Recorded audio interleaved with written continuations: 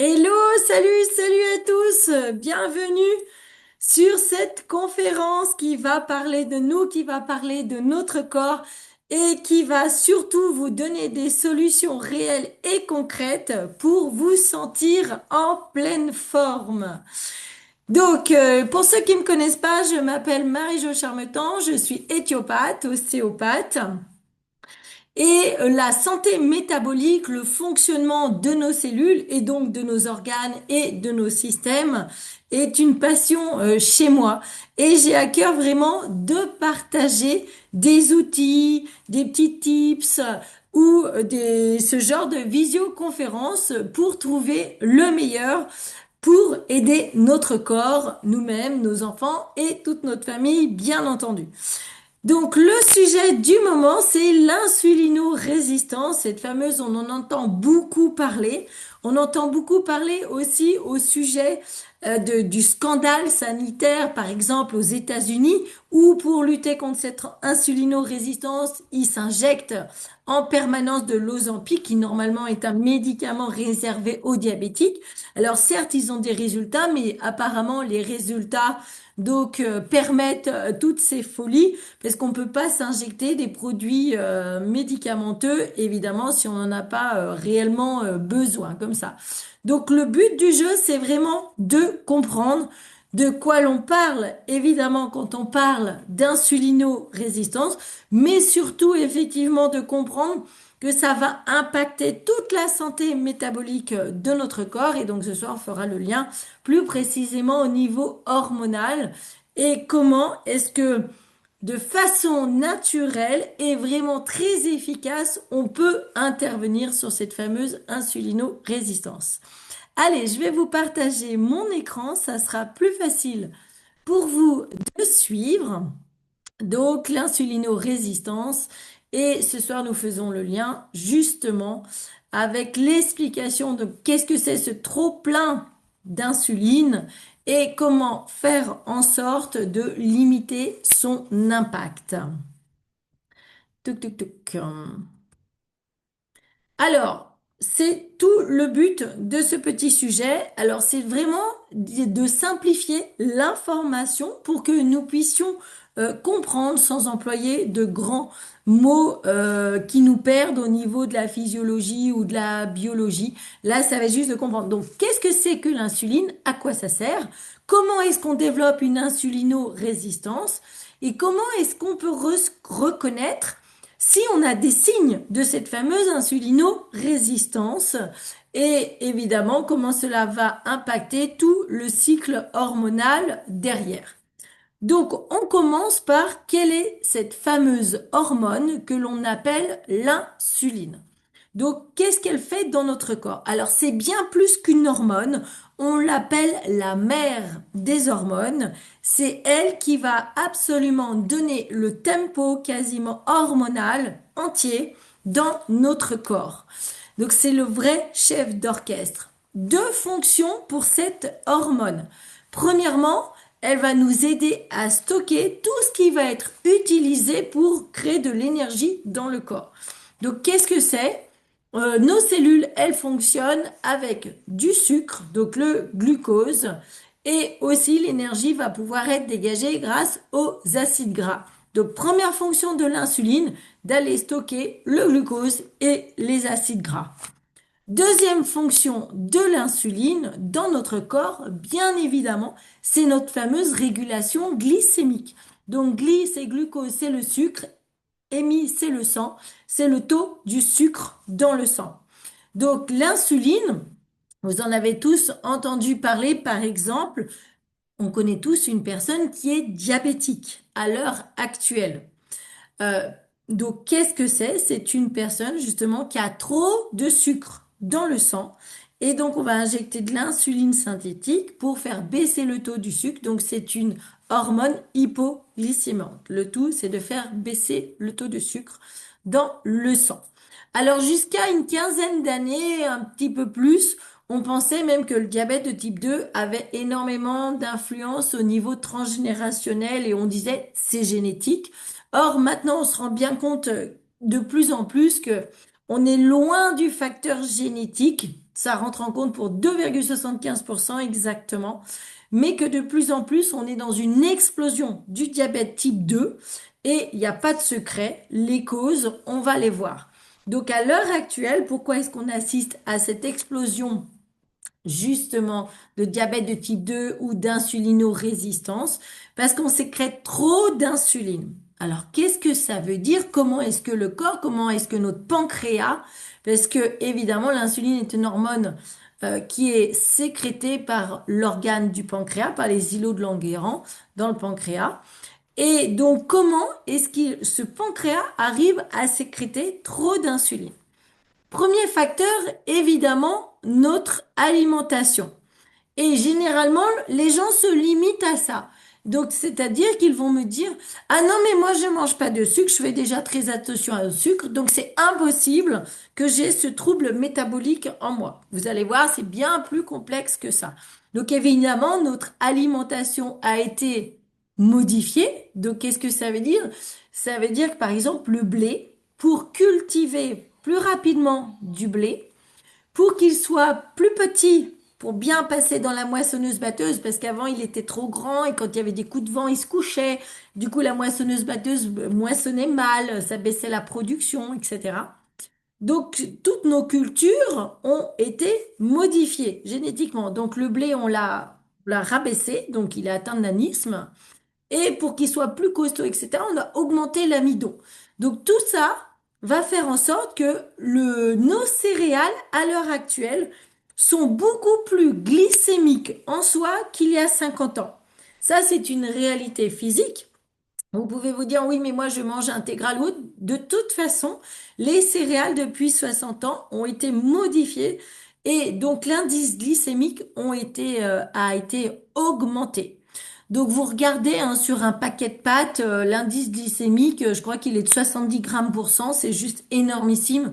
Le riz un petit peu moins, c'est pour ça qu'on dit aux diabétiques par exemple de manger du riz basmati, un petit peu moins glycémique, mais ça reste très glycémique.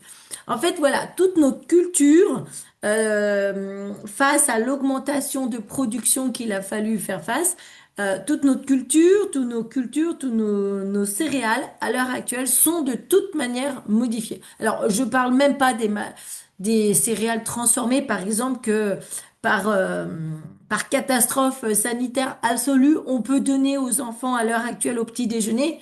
Donc, par exemple, ces céréales pleines de sucre qui ont été chauffées à haute température, soufflées, sucrées. Alors là, l'indice glycémique est juste monstrueux. Donc voilà, donc plus on va aller sur des aliments industrialisés, plus le glucose, le taux de sucre va monter, évidemment. Le pain, par exemple, souvent les personnes oublient le pain, la farine blanche, c'est raffiné, donc ça va faire monter le taux de sucre aussi.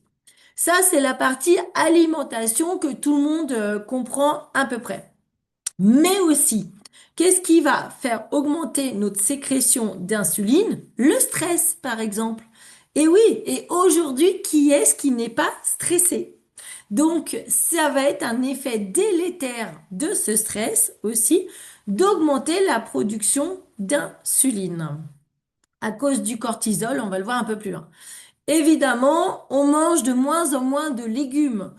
Moi, personnellement, je connais des enfants qui ne mangent que des pâtes. Et alors, je m'insurge, je dis, mais enfin, votre enfant ne peut pas manger que des pâtes. Et la maman, par exemple, me répond, ah oui, mais vous savez, il a son petit caractère et de toute façon, il aime rien d'autre. Non, mais c'est pas possible. Le corps humain, les intestins, ils ont besoin d'un bol alimentaire avec des fibres, des végétaux, pour aller puiser les vitamines, les minéraux. Dans les pâtes et le riz, il n'y a pas de vitamines et de minéraux, d'accord, à l'heure actuelle.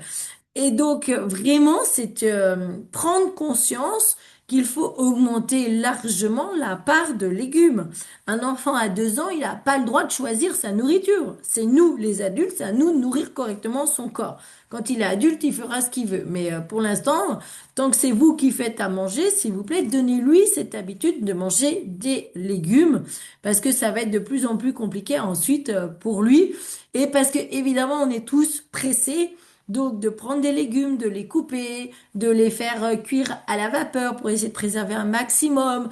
Tout ça prend beaucoup de temps dans notre société qui nous demande toujours d'aller plus vite. Donc forcément, par manque de temps aussi, on va cuisiner de moins en moins de légumes. Un des facteurs aussi qui est méconnu à l'heure actuelle et qui va avoir un impact sur notre production d'insuline, c'est le manque de sommeil.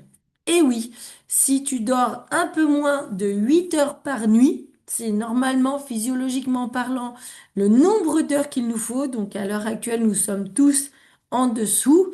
Et si ton sommeil est perturbé, qu'il y a du bruit, tu habites dans une grande ville et qu'il y a toujours du bruit autour de toi ou autre, sache que le manque de sommeil va agir sur ton métabolisme de base et donc provoquer aussi un changement au niveau de la sensibilité à l'insuline. Et du coup, ça va encore produire encore plus d'insuline. Voilà, vous voyez, c'est vraiment tous ces facteurs-là qui vont avoir une action sur comment notre pancréas va aller sécréter de l'insuline. Il n'y a pas juste le facteur alimentaire. Donc au final, qu'est-ce que c'est que ce terme d'insulinorésistance? Qu'est-ce que ça veut dire? Donc vous êtes stressé, vous dormez mal, vous mangez pas assez de légumes et vous mangez un morceau de pain ou vous mangez du sucre ou les gamins avec leurs bonbons Haribo, boum, il y a du sucre qui rentre dans votre corps, dans votre estomac. Si vous le prenez en plus en début de repas, ça passe tout de suite dans l'intestin, dans le duodénum et tout de suite dans le sang. Le sucre qui arrive dans le sang va demander à l'insuline d'arriver pour aller le stocker, d'accord? Pour aller ranger ce glucose dans le foie. À ce moment-là, donc, du sucre, de l'insuline. 3 heures après, du sucre, de l'insuline. 3 heures après, du sucre, de l'insuline, du sucre, de l'insuline. Et toutes les 3 à 4 heures, généralement, dans notre société, on va mettre quelque chose dans notre bouche. Je ne vous parle pas des pâtisseries, hein. Je vous parle, par exemple, du petit déjeuner, du goûter et du souper. Et entre-temps, s'il y a un petit grignotage qui va réenclencher un processus de sécrétion d'insuline. Donc en fait, il faut vraiment se rendre compte que les horaires de manger à l'heure actuelle et cette alimentation un peu transformée, voire même ultra transformée, parce que le lobbying alimentaire aujourd'hui, c'est pas de vous nourrir, c'est que vous achetiez. Donc c'est d'appauvrir justement notre alimentation et de l'enrichir en sucre. Pourquoi? Parce que c'est une drogue. Vous allez aimer, c'est bon. Votre cerveau ensuite va vous en réclamer. Donc toute cette malbouffe et toute cette surdosage de nourriture va créer trop d'insuline. Qu'est-ce que c'est l'insuline? C'est une clé. C'est une clé qui ouvre les cellules pour que le sucre rentre dans les cellules pour être dégradé, pour qu'on s'en occupe. Donc, mais par contre, quand il y a trop d'insuline dans le corps, parce qu'il faut environ 3 à 4 heures pour rétablir un taux d'insuline normale dans notre corps. Mais vu qu'on mange toutes les 3 à 4 heures, l'insuline ne fait que monter, que monter, que monter. Et au final, les cellules, elles se disent, il y en a trop, il y en a trop, il y en a trop, elles deviennent résistantes. Elles ne fonctionnent plus. Elles disent, bah, moi, j'arrête, hein, j'arrête de te faire rentrer, il y en a trop, donc je me bloque, je me ferme. Il y a une résistance qui se met en place. Donc l'insuline, c'est la clé pour ouvrir la cellule, pour dégrader le sucre. Sauf que là, la serrure est rouillée et ça n'ouvre plus. Donc le sucre, le glucose, va rester dans votre sang.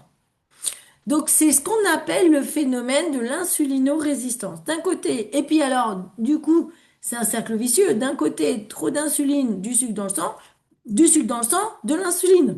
D'accord? C'est un cercle vicieux qui se met en place et qui va aller déborder sur tout le fonctionnement métabolique. Par exemple, de l'insuline dans les reins, ça va stocker trop de sel. Qu'est-ce que ça va provoquer? De l'hypertension.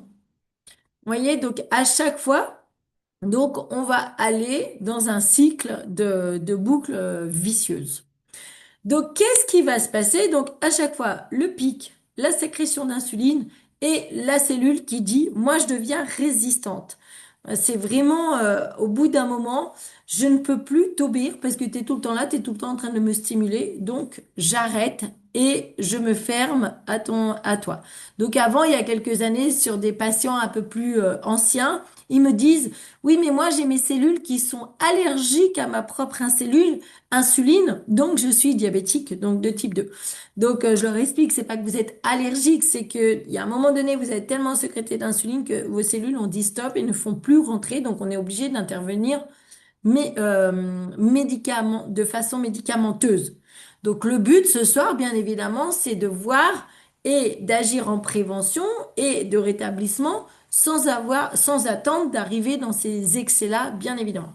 Par exemple, quand vous passez à table, le premier réflexe pour réduire le pic de glycémie qui va arriver dans votre sang, c'est de toujours commencer par manger des légumes, les fibres, puisque les fibres vont contenir justement les sucres que vous allez mettre dans l'estomac pour permettre une meilleure dégradation et une meilleure digestion. Donc, on commence toujours par les fibres. Si vous avez faim et que vous courez à table et que vous commencez tout de suite par vous mettre un gros bout de pain dans la bouche, c'est mort, vous venez de commencer par un énorme pic glycémique, votre repas. Alors, ça peut être insidieux, parce qu'on a vu que c'était vraiment tout un complexe métabolique. Quels sont les signes qui peuvent vous montrer que vous souffrez justement d'une insulino-résistance? Donc, par exemple, la fatigue après le repas, après ces fameux pics glycémiques. Vous avez le ventre qui grossit, prise de poids abdominale. Hein, et donc chez les hommes aussi, on voit de plus en plus de petits bidons qui se tendent. Et pourtant, ils me disent, mais non, mais je bois pas de bière. Parce qu'avant, on disait, c'était le bidon de la bière. Alors que là, non, c'est l'insulino-résistance. Donc, généralement, c'est un ventre qui va être tendu. Vous voyez, pour les hommes, c'est un ventre qui va être tendu.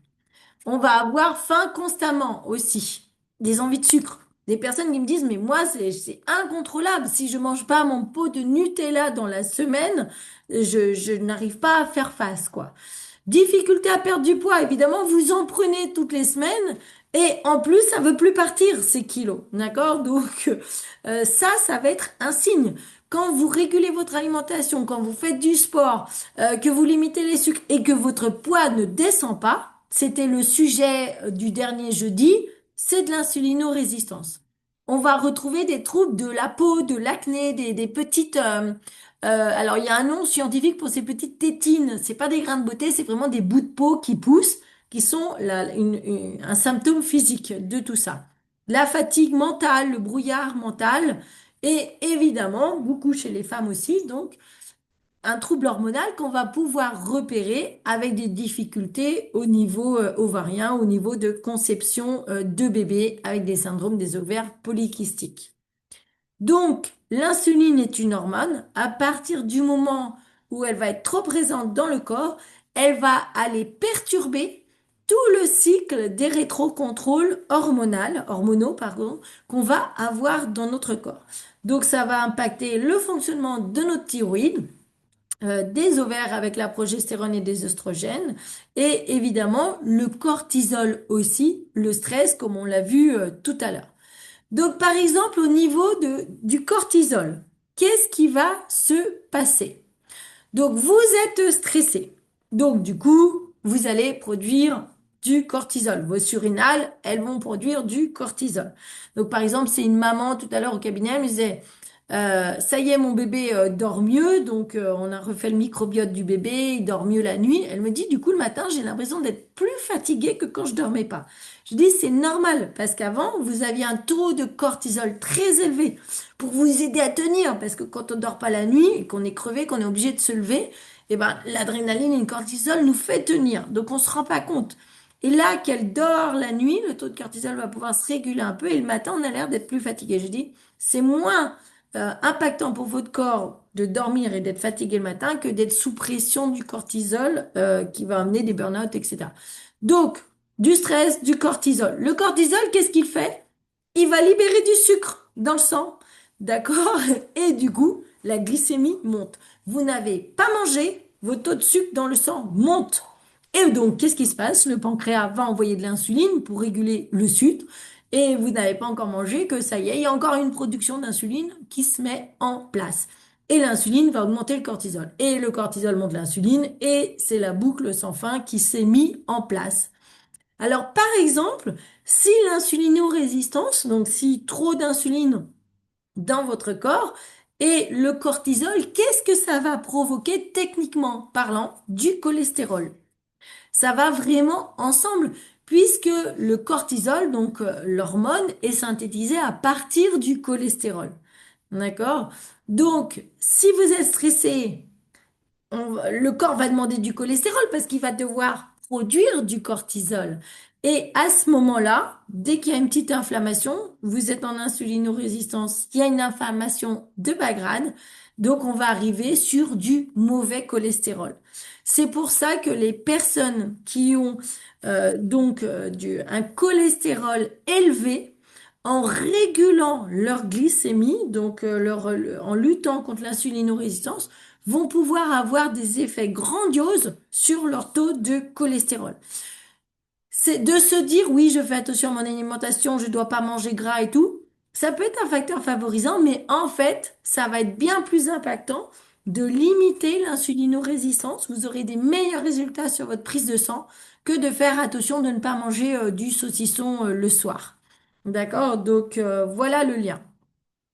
Au niveau donc des femmes, un peu plus au niveau donc des ovaires.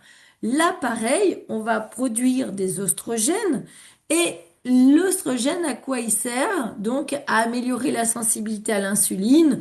Il va y avoir une meilleure captation du glucose dans les muscles, par exemple. Si on manque un peu d'oestrogène, on va avoir plus de pics glycémiques et le ventre qui gonfle. On sait bien ce que c'est. Et aussi en excès, ça va pas être bon, bien entendu. Donc, au niveau des ovaires, tout ce qui va se passer, c'est une protection métabolique aussi. L'oestrogène, c'est pas juste une hormone reproductive, mais ça va être un régulateur métabolique. Donc, ça va réguler aussi la sensibilité à l'insuline. Donc, à partir du moment où il y a trop d'insuline dans le sang, l'insuline va se déposer sur l'ovaire et là, l'ovaire, lui, va produire de l'androgène, plus de progestérone et on va arriver sur des syndromes d'ovaires polykystiques. Donc de syndrome ovarien polykystique du SOPK parce que l'insuline dans les reins va monter le sel et donc va faire de l'hypertension. L'insuline dans les ovaires va déclencher des hormones mâles et des symptômes d'androgénie. Donc les femmes qui ont beaucoup de poids, qui ont beaucoup de poils, comme des syndromes un peu d'hirsutisme ou autres, parce que les ovaires se combattent l'insuline qui est trop présente. Donc on a l'impression que c'est un trouble hormonal. On va aller travailler sur les hormones, on va donner la pilule, on va faire ci, on va faire ça. Alors que en amont, vous voyez, en amont caché, peut se trouver donc une insulino-résistance. Donc, vous voyez, tout est imbriqué et on va avoir vraiment des liens derrière le syndrome des ovaires polykystiques. Donc, c'est des femmes souvent qui n'arrivent pas à concevoir évidemment de bébés. Donc, au lieu d'aller surstimuler l'ovaire et de produire encore plus d'androgènes, vous voyez le principe est d'action causale et l'importance d'aller travailler sur notre insuline en amont. La progestérone, qui est une des hormones aussi principales, donc produit par notre ovaire et par les testicules aussi chez les messieurs, aussi va avoir tous ces rétrocontrôles avec l'insuline, bien évidemment. Donc, vous voyez, à chaque fois, c'est pas de travailler sur une hormone, tout est lié de toute manière. Donc, évidemment, quand il y a un défaut et qu'il y a une autorégulation qui ne se fait pas, par exemple, le syndrome prémenstruel, les femmes des fois qui me disent, moi j'ai plus, je suis plus en dépression ou je me saute sur le sucre ou je vais pas bien, juste après l'ovulation, justement, puisqu'il y a le pic à ce moment-là plutôt que dans mes règles, parce que le pic hormonal de progestérone, il est là.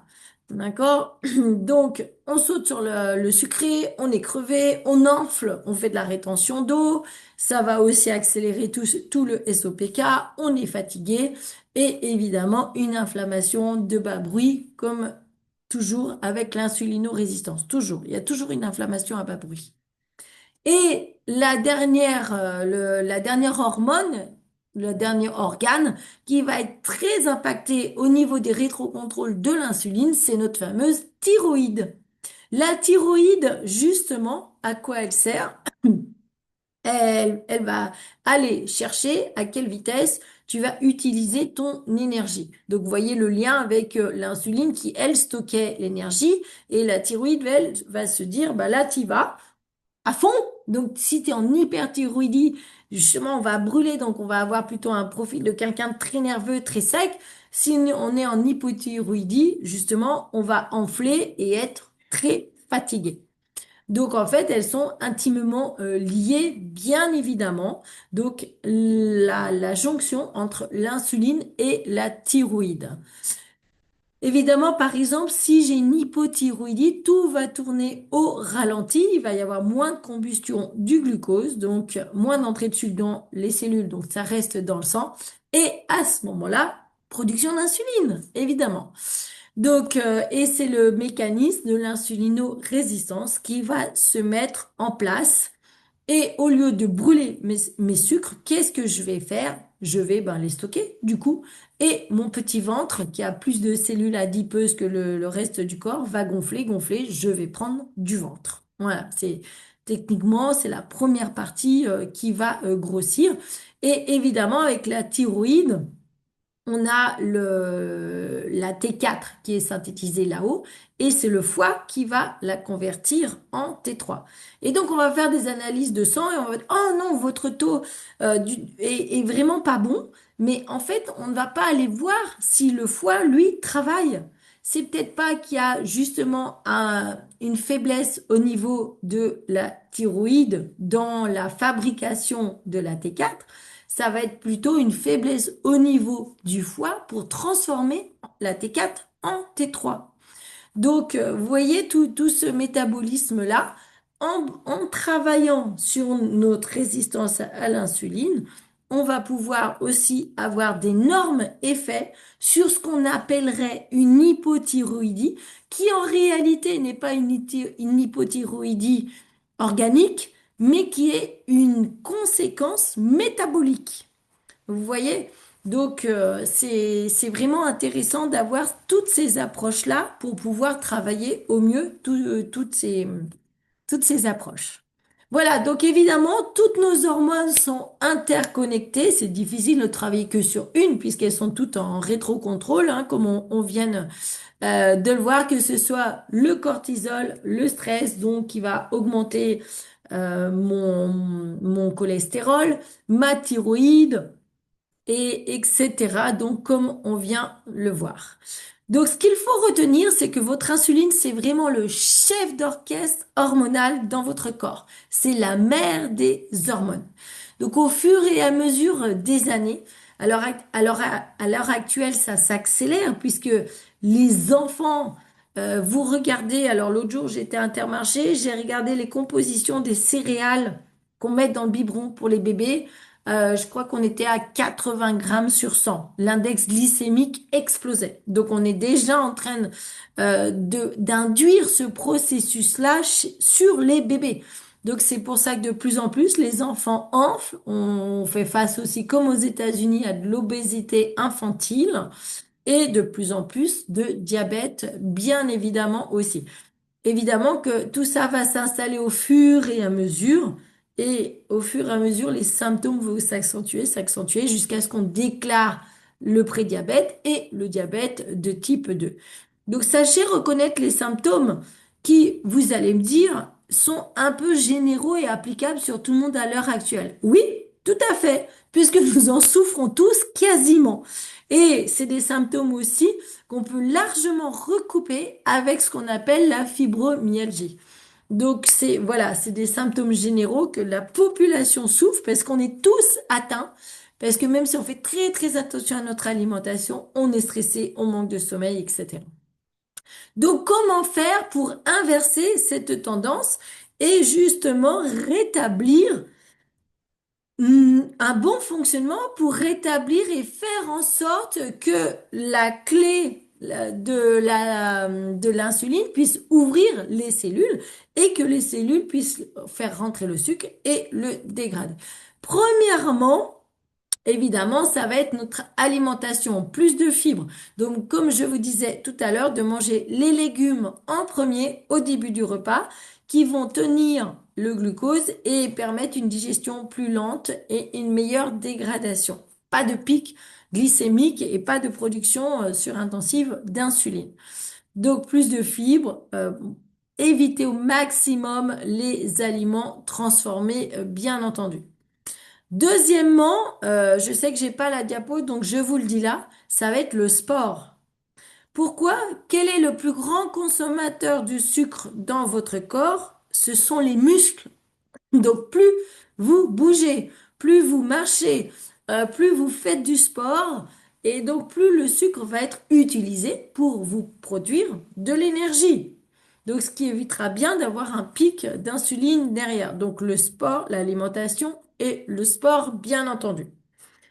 Évidemment, dans notre société à l'heure actuelle, si vous êtes déjà fatigué, c'est difficile de vous dire, eh ben, il faut aller à la salle de sport, il faut faire du sport, il faut beaucoup vous cuisiner de légumes, etc. Donc, évidemment, le but, c'est de renverser tout ça, cette physiologie métabolique hormonale qui a été toute perturbée, de façon, comment j'allais dire ludique, mais de façon facile à mettre en place. C'est ce qu'on recherche tous à l'heure actuelle. Il faut que ce soit facile à mettre en place pour avoir des résultats. Et après, quand on commence à aller mieux, bien évidemment que c'est plus facile de mettre en place des actions solides quand on dort mieux, qu'on est moins fatigué et qu'on a moins envie de se jeter sur le sucre, par exemple. Donc ça, c'est toute la politique du programme Feel Great. C'est vraiment de vous redonner cette capacité-là d'augmenter les fibres et de baisser la satiété pour rétablir tout ça. Donc concrètement parlant, dans le programme Feel Great, on va déjà demander un repos des organes, puisque je vous ai expliqué que le pancréas, à l'heure actuelle, il sécrétait en permanence de l'insuline puisqu'on mange beaucoup trop.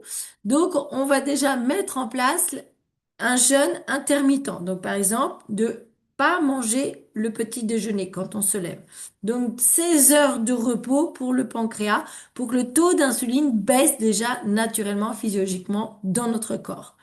Donc, quand on ne mange pas le matin, vous allez me dire, ah oui, non, mais moi, c'est pas possible. J'ai vraiment trop faim le matin. Si je mange pas le matin, je vais penser qu'à ça. Je vais tomber dans les pommes à 10h30 ou autre. Alors, on va être soutenu justement par le yerba maté. Alors, le yerba maté, c'est une plante qui pousse en Amérique du Sud et qui a donc cette capacité de nous procurer une sensation de satiété naturelle, une énergie et surtout le yerba maté est un précurseur du GLP-1 pour faire baisser votre insuline. Donc ça va optimiser l'effet du jeûne tout en baissant justement l'envie de manger. Alors là, je vous assure que moi j'ai fait moult fois l'expérience que le jeûne intermittent sans ma tisane d'herbe maté que je sirote tout le matin, pour moi c'est difficile à tenir. Alors que une fois que je mets mon stick dans ma bouteille, c'est marqué Unimaté, c'est le nom du yerba maté, je remplis d'eau. Moi, je mets de l'eau chaude, j'aime bien, parce que moi, j'ai pris le goût gingembre citron. Et je sirote ça tout le matin. Et tout le matin, vous aidez l'insuline à descendre, du coup, moins d'appels sucrés, moins envie de manger. Et ça remplit au niveau de la sensation de satiété. Hyper simple à faire. Vous sirotez le matin. Et ensuite, qu'est-ce que je vous ai dit qui était le plus efficace pour protéger le pic d'insuline? C'était de manger les légumes en début de repas. Alors, si vous n'avez pas le temps, comme on a vu dans notre société qui va vite, c'est justement le but de prendre des fibres qui sont déjà en stick avant de manger. Donc là, tout simplement, avant de manger, vous prenez votre balance, qui sont des fibres alimentaires, végétales, vous checkez et là, vous buvez tout de suite. Alors, vous buvez tout de suite parce que ce sont des fibres qui épaississent Le but, c'est quoi? Le but, c'est, comme je vous ai expliqué, c'est de tapisser le fond de votre estomac pour faire en sorte que le bol alimentaire, ce que vous allez manger ensuite, puisse être retenu, les sucres surtout, et puisse être dégradé correctement et passer moins vite dans le sang. Donc, puisqu'on n'a pas tous l'habitude de commencer par une énorme assiette de brocoli, le repas, donc c'est très facile et ça optimise dans notre façon de vivre à l'heure actuelle de juste prendre les fibres en début de repas. Donc, la tisane d'herba maté que je sirote tout le matin, qui va être un précurseur de GLP-1 pour faire baisser mon taux d'insuline, et ensuite je prends mes fibres au début du repas. Il n'y a pas plus simple. Vous pouvez pas me dire, ah non, c'est trop compliqué, j'ai pas compris. On prend les fibres, ça tapisse le fond de l'estomac. Du coup, bah, on a moins faim, hein, parce que ça fait déjà un beau tapis dans l'estomac, donc ça augmente la rapidité de la sensation de satiété. Et on mange tout de suite derrière. Si vous prenez votre balance, donc vous tapissez l'estomac et que vous mangez 20 minutes après, ça n'a aucun intérêt. Je le prends, je mange tout de suite. D'accord? Puisqu'il faut aller attraper tous ces sucres. Et tout ça combiné entre le jeûne intermittent, le yerba maté le matin et juste de prendre mes fibres avant de manger, je vais avoir des résultats incroyables sur l'insulinorésistance. Et je dis vraiment incroyable parce que on rentre, on était une quinzaine de personnes où on est allé à une convention sur la santé métabolique, donc organisée par cette compagnie, où on a pu parler et vraiment avec des personnes qui, par exemple, j'ai croisé un monsieur. En 14 mois, il a perdu 70 kilos. Parce que vous savez, aux Amériques, bah, l'obésité, c'est plus de partout, hein. La malbouffe, c'est absolument de partout. Vous pouvez aller au fin fond des Antilles, au fin fond de l'Afrique, il y a Coca-Cola. Donc le pic glycémique, il est absolument sur le monde entier. C'est un problème de tout le monde qui touche tout le monde à l'heure actuelle. Et donc de réguler ça tout simplement. On a vu des changements au niveau corporel, au niveau hormonaux, enfin, tout. Vous avez vu que c'est tout imbriqué. Donc, de prendre le yerba maté le matin, le balance avant chaque repas. Pour un mois, vous êtes à 5 euros par jour. Là, je vous montre juste une photo d'une personne que je connais personnellement, justement, pour pas vous parler de ceux que j'ai croisés ou autres. Je pourrais vous montrer beaucoup de photos de ceux qui font le protocole depuis longtemps. Mais disons que nous, en France, on a commencé à justement à travailler ce sujet-là de façon naturelle pour essayer de contrer tous ceux qui se piquent à l'Ozempic et qui vous font croire, oui, c'est génial, ils ont des résultats, mais ce qu'ils vous disent pas, c'est que dans 10 ans, ces gens, ils sont morts. Tu peux pas t'injecter de tels produits sans avoir de conséquences graves sur ta santé. Alors que là, on va avoir des résultats physiologiques et naturels qui vont au contraire rallonger ta vie au lieu de l'écourter. Donc cette personne-là, ça fait même pas un mois qu'elle est sous protocole que je suis. Donc vous voyez, la première photo, c'est le 29 octobre. Et là, la deuxième photo, c'était hier. D'accord? Donc, en moins d'un mois, elle a perdu 5 kilos, sans changer d'alimentation, sans rien. Donc, parce que, donc, elle était essoufflée, cette personne, donc elle avait du mal à marcher. Donc, maintenant, avec 5 kilos de moins, bah, vous voyez, c'est le cercle vertueux qui se met en place. Elle va pouvoir aller marcher, etc. Donc, vous voyez, tous les tissus adipeux, on voit bien sous le bras à gauche et le sein qui tombe avec le ventre bien bombant. Vous voyez que c'est complètement différent à droite sous le bras. On voit tout de suite que la graisse est éliminée. Donc là, je vous montre juste une photo de ventre au bout de un mois. Imaginez dans 3 mois, on va suivre. Et forcément, imaginez le cœur, les organes qui sont libérés de cette graisse, bien entendu. Donc, vous voyez, ça va au-delà. Je voulais vraiment intervenir sur ce sujet parce que souvent, les personnes pensent, quand on parle d'insulinorésistance, ils pensent juste digestif et ils pensent juste sucre. Ah non, moi je mange pas de sucre. Ah non, j'ai pas de problème digestif. Donc j'espère que j'ai pu vous montrer justement qu'on allait bien au-delà du souci digestif Et l'impact tout hormonal, donc ce soir le thème c'était au niveau du lien avec les hormones et donc au niveau de la santé métabolique générale qui nous fatigue, qui nous tire vers le bras, qui nous aspire à droite et à gauche.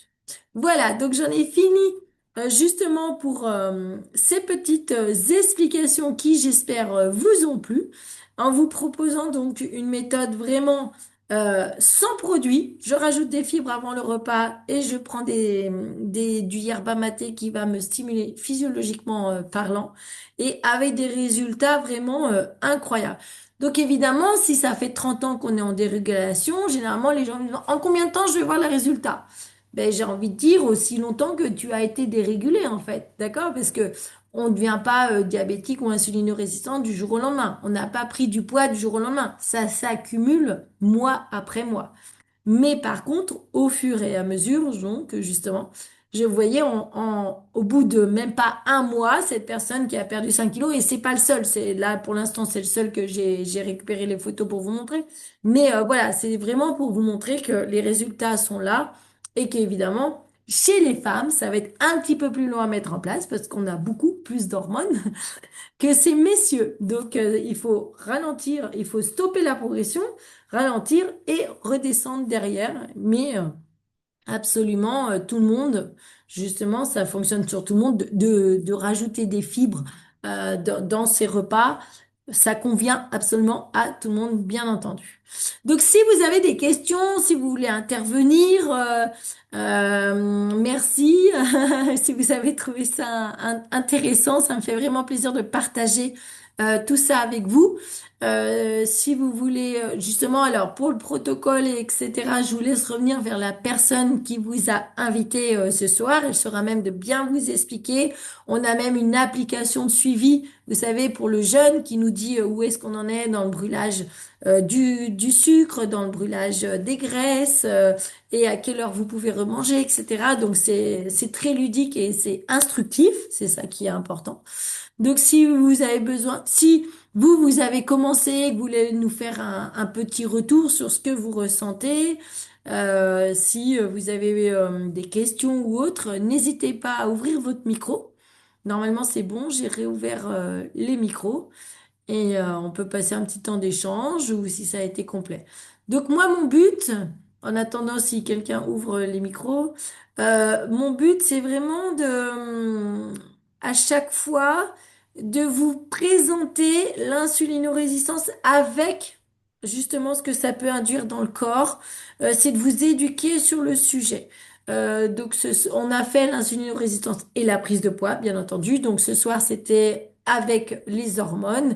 Et la prochaine fois, je changerai de sujet aussi. Je pense que je ferai aussi un lien direct avec la fibromyalgie. Parce que c'est une conférence d'un médecin que j'écoutais qui disait que c'était très, très, très lié. Et il y a tellement de personnes qui souffrent de cette maladie. Voilà. Alors, oui, Stéphanie, je vois que tu as levé la main. Oui, bonsoir Mijo, j'espère que tu vas bien depuis le temps. Bonsoir tout le monde. Écoute, merci pour cette présentation, très intéressante, on apprend plein de choses comme toujours. Moi j'avais une question par rapport au sport justement. Je suis passée à un jeûne de 12 heures, c'est-à-dire que cette année j'ai décidé de faire un peu plus attention. Moi je prends une protéine le matin, parce qu'il faut que je mange beaucoup de protéines avec le fait que je fasse beaucoup de sport. Du coup, comme je mange tard le soir, bah, là j'ai fini de manger en même temps que je fais voilà, la conférence, enfin la visio. Donc j'essaye de, comme je finis souvent de manger à 9h30 le soir, j'essaye de ne pas reprendre ma prot avant 9h30 le lendemain matin. Au moins avoir 12 heures de pause pour mon organisme. Si donc, ce que je voulais savoir, c'est le gerba, c'est ça? Yerba maté. Yerba maté.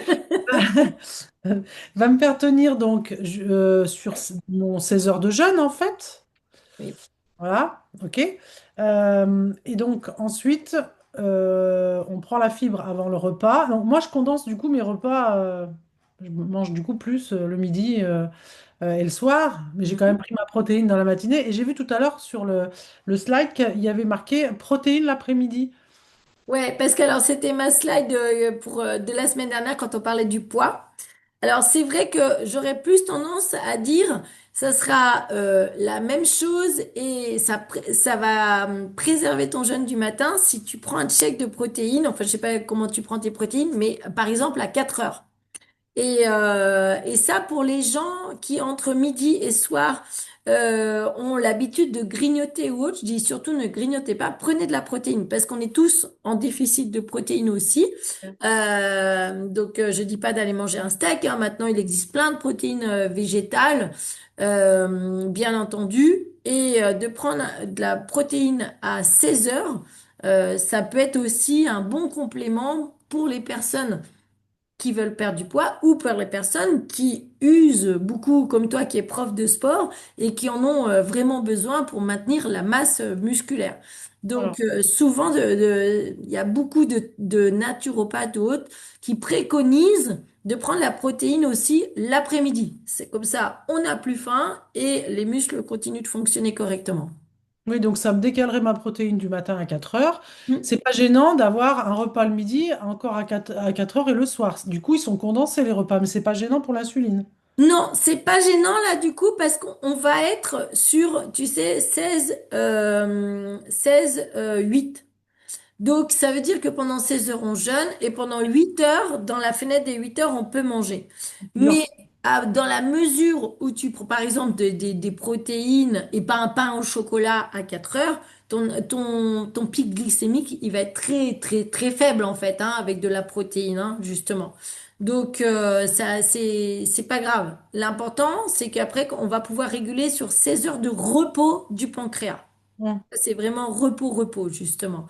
Et ensuite, c'est de prendre tes fibres avant le midi et avant le soir et ton yerba maté, ça va permettre justement au précurseur. Donc le yerba maté le matin, c'est vraiment le GLP-1. C'est vraiment un précurseur pour casser l'insulinorésistance et réouvrir tes cellules, justement. Donc c'est pour ça que le sucre va pouvoir rentrer dans les cellules et qu'on a moins, hein, on est moins en recherche de nourriture parce que du coup, on n'a pas, la source d'énergie rentre. Donc voilà, donc là, oui, la protéine, tu peux la mettre à 4 heures et vraiment, tu auras optimisé tous tes besoins au niveau physiologique et du sport et optimisé le repos du pancréas et la baisse d'insuline dans ton corps. Ouais, parce que 16 heures de jeûne, quand on fait du sport, c'est... Ouais, c'est chaud. C'est chaud. Ouais. Alors après, justement, bah, tu vois, faut pas être extrémiste. Moi, je suis extrémiste dans rien du tout. Tout est adaptable, bien évidemment, parce que toi, tu consommes beaucoup d'énergie, hein, entre justement tes muscles consomment beaucoup de sucre et de Ah gras oui. aussi ensuite. Alors, disons que l'avantage de faire du jeûne, c'est que du coup, là, le corps va passer à aller chercher de l'énergie dans les corps gras plutôt que dans le sucre, puisqu'il aura, il aura fini de manger les sucres. Donc, Ouais, mais donc bon, ça va toi, plutôt sécher. Ouais. ouais, t'es déjà toute fine. Mais voilà, c'est vraiment Après, moi, je suis pas extrémiste du tout. Si tu vois que le matin, pendant ton cours, ça va pas, bah, tu prends ton shaker de protéines, hein. Il faut adapter à chacun, évidemment, Oui, quoi. bien sûr. Ouais. Prof de sport, il bouge plus que nous. Ouais, c'est sûr. Après, c'est surtout hormonal. Bah, oui, voilà, la période de la ménopause, le ventre qui gonfle. Mhm. Et il n'y a pas grande solution, parce que moi, des légumes, j'en mange, j'en cuisine, j'essaie d'avoir une alimentation saine. Voilà, mais là Et tu verras, teste, tu vas voir que voilà, là les gens se disent oh mais non mais moi j'ai déjà une cuisine saine etc. Mais les symptômes sont là. bah oui, complètement. Donc vu que les symptômes sont là, ça montre que ça ne suffit pas. Ah Et bah là, oui, moi, je fais du sport, je fais attention à ce que je mange. Alors, je mm, dis pas je mange du sucre, parce que je pense que mon corps m'en demande, parce que mm, genre, je dépense beaucoup de calories. mm. Après, je fais pas des abus de sucre, mais j'en ai quand même besoin. Et je trouve que depuis que je suis en ménopause, c'est de pire en pire. Donc voilà. Et pourtant, voilà, j'ai beau faire du sport, j'ai des abdos, mais j'ai du ventre quand même. Voilà. Eh oui, parce que le ventre, on a vu, c'est l'insuline qui va stocker les Ouais. corps gras dans notre petit bidon et que du coup, il va y avoir un vrai rétrocontrôle hormonal qui est en train de changer avec la ménopause, en train de s'endormir. Il va y avoir toute cette régulation qui va se faire derrière et le ventre va dégonfler. Tu nous Donc, tiendras au courant. c'est en lien avec le ballonnement ou c'est fort? Parce que, Oui, alors le ballonnement, oui, ça va être en lien, mais aussi souvent ça fermente quand on manque de flore intestinale. Donc ah, c'est pour ça que j'aime bien le premier mois ou le deuxième mois qu'on régule tout ça, de prendre des probiotiques par exemple. Parce que s'il y a trop de fermentation, ça, bah alors oui, il peut y avoir trop de sucre qui fermente, mais aussi un manque de flore intestinale, de microbiote. Oui, parce que moi, j'ai pas que la ménopause qui m'a fait prendre du ventre. J'ai quand même, je suis quelqu'un qui a toujours eu un petit peu, qui a toujours été un petit peu ballonné. Mm. Donc voilà, je pense qu'il y a peut-être un Parce autre. que souvent aussi, c'est ça, les gens me disent, ah mais si, moi je refais ma flore intestinale 2 fois par an, mais si tu manges pas assez de fibres, la flore Ouais. intestinale se nourrit de fibres en fait. Donc les prébiotiques qui nourrissent la flore, c'est ça, c'est les fibres. Donc moi, c'est par exemple le premier mois, j'ai pris les fibres, donc les prébiotiques, et tout de suite après, j'ai pris mon stick de probiotiques. Et voilà, comme ça, ma cure a été faite de comme ça. Je sais que mon microbiote peut venir manger mes prébiotiques. D'accord. C'est tout un ensemble, voilà. Et oui, Céline, elle reparle du cortisol. C'est exactement ce que j'ai expliqué pendant la conférence, hein, le cortisol qui va libérer donc du sucre, qui va faire monter l'insuline, etc. Et là, on est à fond dans la boucle, quoi. Exactement. Et on est tous stressés. Tu vois, Stéphanie, c'est ce que je disais tout à l'heure. Les gens me disent tous, ah mais non, mais moi je mange bien, je fais du sport. On est tous stressés Ah ben et oui. on manque tous un peu de sommeil. Donc tout ça va provoquer l'insulinorésistance, quoi. C'est un tout. Mm.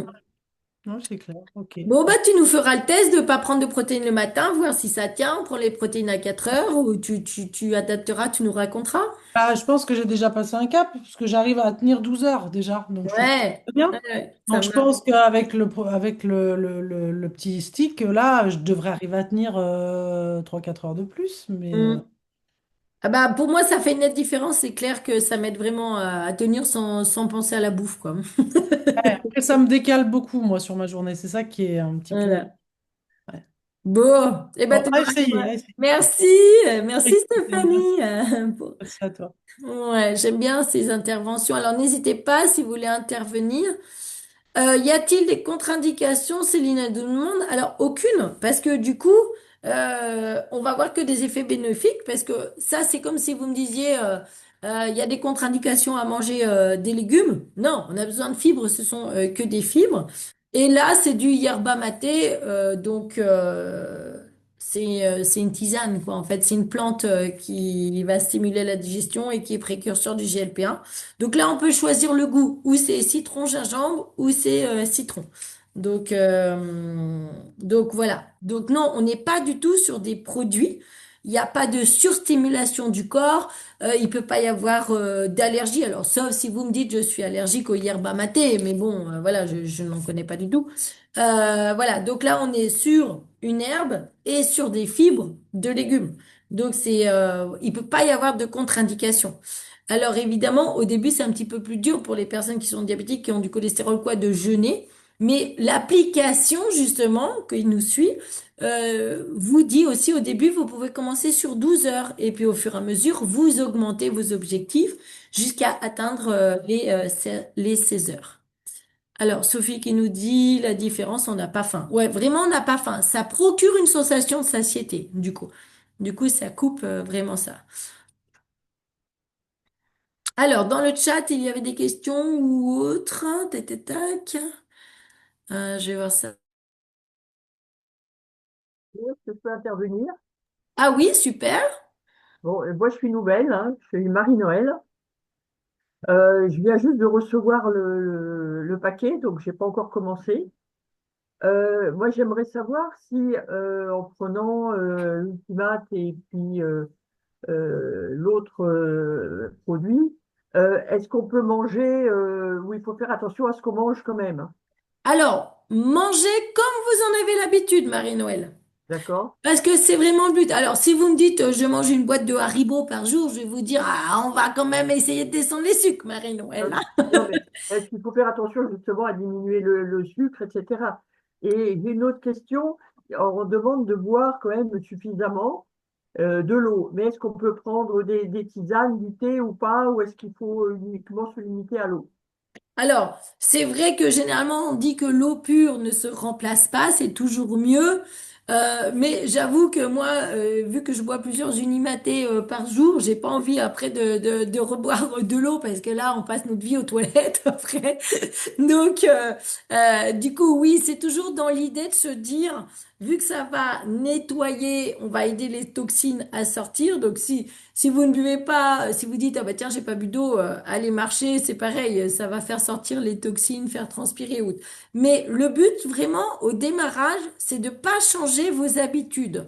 Vous mangez comme vous avez l'habitude de manger, et vous allez voir qu'au fur et à mesure, vu que vous aurez moins besoin de sucre, vu qu'il va être dégradé correctement dans votre corps, vous allez être moins appelé vers la confiture, vers les bonbons, vers le chocolat, enfin, je sais pas, ou autre. Donc, du coup, ça va s'autoréguler de soi-même parce que vous allez vous dire, ah bah finalement, j'en ai pas envie. Donc, c'est pas un effort qu'il faut faire au départ.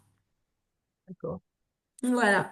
Je vais tester puis voir, parce que j'ai des poids, j'ai pris du poids en l'espace d'un an, j'ai dû prendre 4 kilos alors que j'avais rien changé à ma nourriture, etc. Donc, Hmm. toutes vos explications formidables me permettent de comprendre un petit peu le mécanisme justement Hmm. de ce qui se passe dans le corps, quoi. Ah bah merci Marie-Noël, je suis contente que ça vous ait éclairé, c'est vraiment le but.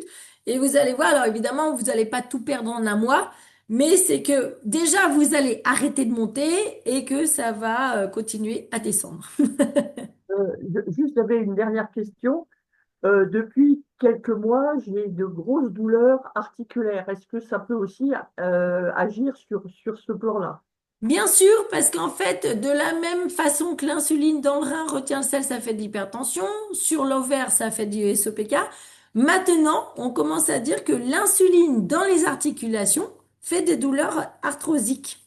Donc, ça va être lié à la prise de poids et à vos douleurs. Je pense que c'est intimement lié, quoi. D'accord. Ben, écoutez, merci beaucoup en tout cas. Mm. Eh ben, bonne expérience, Marie-Noël. Vous viendrez nous raconter. D'accord, ok, merci. Au revoir. Merci, bonne soirée. Alors, est-ce qu'il y en a d'autres qui veulent prendre la parole? Alors, ouais, merci, c'était top. Toc. Alors, je regarde vite fait dans le chat parce qu'il y en a beaucoup qui ont parlé. Ah oui, oui, le jeûne, on peut boire autant qu'on veut. Donc, le matin, vous pouvez prendre votre café. Il y a des personnes qui disent, ah non, moi, je peux pas arrêter le café. Non, prenez votre café, ça, c'est supplémentaire. Sans aucune difficulté. Est-ce utile de boire? Bon, mon repas. Alors attendez, qu'est-ce qu'elle dit? Alors je pratique déjà le jeûne intermittent. Bon ben c'est super. Est-ce utile de boire? Oui, parce qu'en fait il y a vraiment un effet précurseur pour casser l'insulinorésistance. Dans l'unimaté, c'est un précurseur du GLP-1. Donc c'est pas juste pour tenir le jeûne, c'est vraiment un effet complémentaire qui va accélérer le processus de réouvrir vos cellules avec le GLP-1. Donc oui, vraiment. C'est pas juste pour le jeûne, hein, ça a vraiment une action anti-insulinorésistance, d'accord? Même chose pour le stick de fibres. Si je mange par exemple des crudités avant mon repas, dois-je prendre tout de même le stick de fibres durant le même repas? Oui, oui, oui, oui. Alors, c'est la même chose. La réponse est oui, parce que notre alimentation aujourd'hui, même si vous avez l'impression d'en prendre, vous en prenez certainement pas assez. Et surtout, j'allais dire, si vous avez une maladie de Crohn. Alors là, ça va pas être des fibres irritantes. Oui, c'est une question qui revient régulièrement. Parce que il y a de la farine de caroube ou autre, c'est vraiment, voilà. Ce qui va irriter dans une maladie de Crohn, on dit attention aux fibres, c'est parce que ça reste des morceaux qui vont pouvoir venir rayer déjà une tunique intestinale inflammatoire et donc créer des douleurs. Alors que là, il n'y a pas du tout de morceaux. Vous allez voir, ça fait un liquide gluant. D'accord? Donc oui, pas de problème pour la maladie de Crohn. Et au contraire, ça va permettre justement de baisser cette inflammation qui crée cette douleur. Alors, maladie de Crohn, moi, je vous dirais tout de suite le premier mois, quand vous attaquez le protocole, rajoutez tout de suite les probiotiques, hein, pour vraiment faire en sorte que souvent, alors, tout ce genre de déficience digestive à l'heure actuelle, de plus en plus, les études montrent que la flore intestinale n'a pas assez de fibres pour se nourrir et que du coup, elle va commencer à digérer et à manger et à attaquer nos cellules intestinales pour arriver sur ce genre de maladie. Donc, de refaire la flore intestinale et d'augmenter les prébiotiques pour bien la nourrir, hein, au lieu qu'ils vous autodigèrent, ça a tout son sens, bien évidemment, quoi. Voilà. Voilà, oui, c'est gélatineux. Ouais, donc ça va pas du tout irriter un intestin inflammé. Alors évidemment, quand il y a déjà un trouble digestif métabolique de ce genre, par exemple, au début, je pourrais peut-être vous conseiller de prendre que la moitié du sachet, comme ça voyez juste le temps que vous puissiez voir. Voilà. Est-ce que ça peut aider sur les bouffées de chaleur? Oui, alors Annie, c'est vraiment, vous voyez le thème quand on a parlé des œstrogènes, progestérone et tous ces rétrocontrôles avec l'insuline, à partir du moment où une ménopause a des signes cliniques négatifs, c'est pas normal. Normalement, vu que c'est physiologique, il devrait y avoir aucun effet secondaire à la ménopause. S'il y en a, c'est que les rétrocontrôles hormonaux ne sont pas bons et on a vu que la progestérone, l'œstrogène étaient complètement liés au rétrocontrôle de l'insuline. Donc ça va englober tout ça, bien entendu. Voilà, donc j'espère que j'ai pu répondre à toutes vos questions. C'est hyper simple. Donc là, c'était le lien spécifique avec les troubles hormonaux, mais vous avez vu qu'on propose des solutions simples qui fonctionnent. Donc je vous souhaite vraiment de prendre soin de votre corps, d'aller bien et je vous souhaite une bonne soirée. Et à jeudi prochain, alors j'ai pas le thème en tête, mais je vous le donnerai très rapidement, certainement peut-être le lien avec la fibromyalgie. Et ensuite, vraiment demain soir, par exemple, à 21h, pour ceux qui veulent expliquer, comprendre, parler sur l'insulinorésistance, je fais un atelier spécifique de comprendre les mots-clés, comment en parler, etc. Monsieur Ménard qui dit pour la sérotonine. Alors, complètement lié aussi parce qu'on sait que 90% de la sérotonine va être sécrétée dans le digestif. Donc, plus ça fonctionne là-bas dedans et plus il va y avoir un rétrocontrôle comme on le sait, hein. Quand le digestif va bien, le moral va bien. Pourquoi? Bah parce que la sérotonine se passe au niveau digestif aussi. Voilà, bah je vous souhaite une bonne soirée. Merci à tous. Et Jo- donc, oui, encore une question? Non, c'était génial. Ah Bien. bah merci Marie. Merci beaucoup. Bonne soirée à tout le monde. À Au la revoir. semaine prochaine. Ciao, ciao.